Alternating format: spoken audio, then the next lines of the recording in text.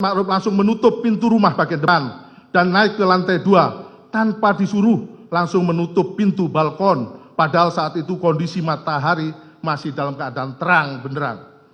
Apabila tugas yang menutup pintu tersebut bukan merupakan tugas keseharian dari saksi Kuat Ma'ruf, melainkan tugas tersebut merupakan pekerjaan dari saksi Diryanto alias Kodir sebagai asisten rumah tangga rumah dinas Duren 3 nomor 46 yang pada saat itu sedang berada di rumah dinas Duren 3 nomor 46.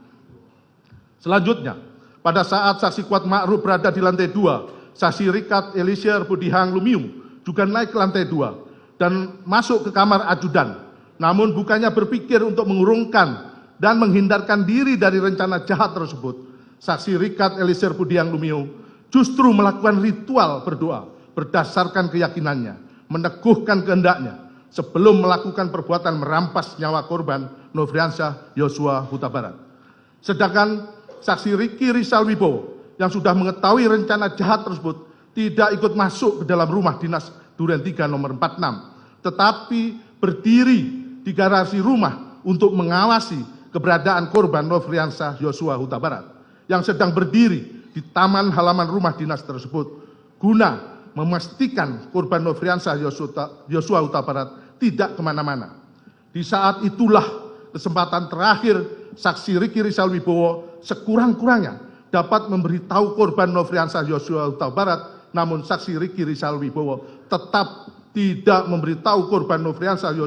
Yosua Huta Barat supaya pergi dan lari menjauh agar terhindar dari perampasan nyawa sebagaimana dikehendaki oleh terdakwa Freddy Sambo SH SIK MH. Bahwa kemudian pada tanggal 10 Juli 2022 saat terdakwa Freddy Sambo SH SIK MH berada di ruang kerja rumah Jalan Saguling 3 nomor 29 dengan menggunakan Henry walkie-talkie memanggil saksi Riki Rizal Wibowo, saksi Richard Eliezer Budihang Lumiu dan saksi Kuat Ma'ruf untuk naik ke lantai 2. Kemudian secara bersamaan saksi Richard Eliezer Budihang Lumiu, saksi Riki Rizal Wibowo dan saksi Kuat Ma'ruf naik ke lantai 2 untuk menemui terdakwa Freddy Sambo yang saat itu sedang bersama saksi Putri Cendrawati. Kemudian saksi Rizal Wibowo, saksi Richard Eliezer Budihang dan saksi Kuat Ma'ruf duduk di hadapan terdakwa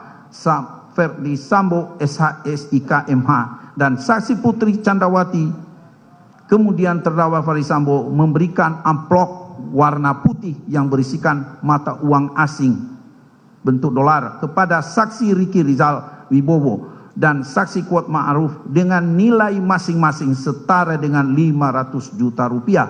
Sedangkan saksi Richard Eliezer Budihang Lumiu dengan nilai setara dengan 1 miliar rupiah. Dan amplop yang berisikan uang tersebut diambil kembali oleh terdakwa Freddy Sambo dengan janji akan diserahkan pada bulan Agustus 2022 apabila kondisi sudah aman. Kemudian terdakwa Freddy Sambo SH SIK MH memberikan handphone merek iPhone 13 Pro Max sebagai hadiah untuk mengganti handphone lama yang telah dirusak atau dihilangkan agar jejak komunikasi peristiwa merampas nyawa korban Nofriansyah Yosua Huta Barat tidak terdeteksi. Kemudian saat itu saksi Putri Cendrawati selaku istri terdakwa Freddy Sambo mengucapkan terima kasih kepada saksi Riki Rizal Wibowo, saksi Richard Eliezer Budihang Lumiu dan saksi Kuat Ma'ruf.